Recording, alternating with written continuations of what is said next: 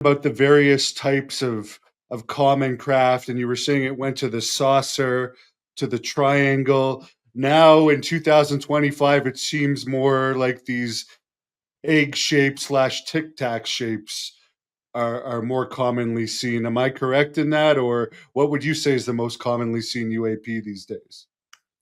Well, it's a difficult question because with all of this, sometimes the media kind of almost self-select. So you if there's a dominant narrative, and that narrative is that a lot of these things are oval or tic-tac shape, then if the media are aware of a whole bunch of different reports with different shapes, they're still more likely to run the story with the shape that conforms to their expectation.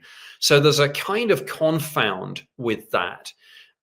That being said, if you go on to the website of the Pentagon's All Domain Anomaly Resolution Office and look at what they're posting, according to Arrow, one of the most commonly reported shapes at the moment is a sphere. And of course, this brings back the whole debate about orbs. And we're hearing a lot more again about orbs recently. But that's from the Pentagon itself. So that's still out there as a common shape.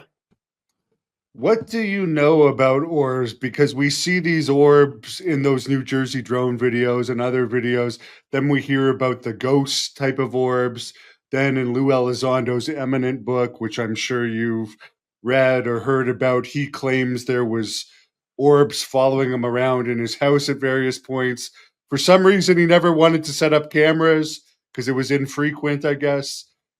But like it seems like there's various types of orbs, and some of them can actually cause medical harm to people allegedly, and others are more benign.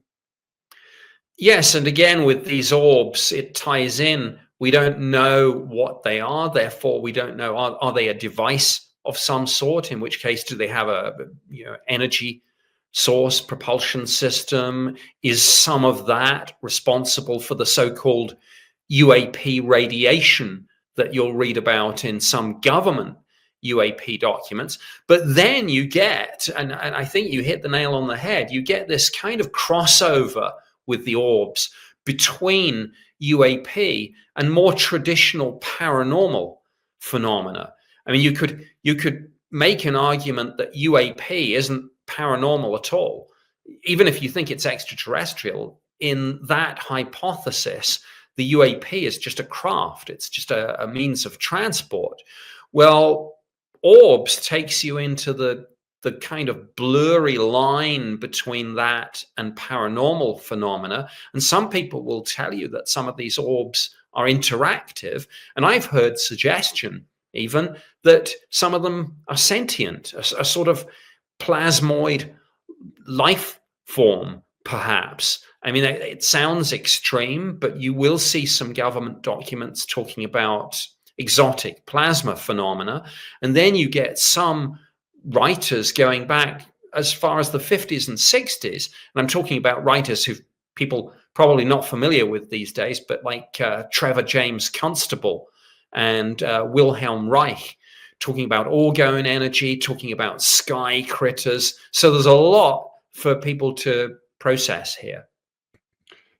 As far as these craft, I know you've said some of them you can see beings or shapes of people. In what percentage is that where you could actually see something like windows where something might be able to be seen moving around in these things? I would say it's very small for two reasons, I think. Firstly, well, three reasons. Number one, a lot of this is seen at night, and it's pretty difficult in many occasions to figure out more than just bright lights. Second, a lot of these things are quite small. When we talk about orbs and when we talk about these spheres, we're generally talking about things which are quite small. And the other point, even with large saucer-shaped or triangular-shaped UAP, and triangular-shaped UAP were certainly, that was the dominant narrative certainly in the late 80s, the 90s, the 2000s. Generally speaking, of course, a lot of the people who get really good views of this are looking at these things from underneath. And so the windows would be on the side, I guess, or at the front. So again, you've seen these sometimes photos, but more often than not, drawings of people who are drawing triangles, but their viewing point is directly underneath the thing. So you see the lights in each corner and a fainter light in the middle on the underside, which some people think is an engine of some sort.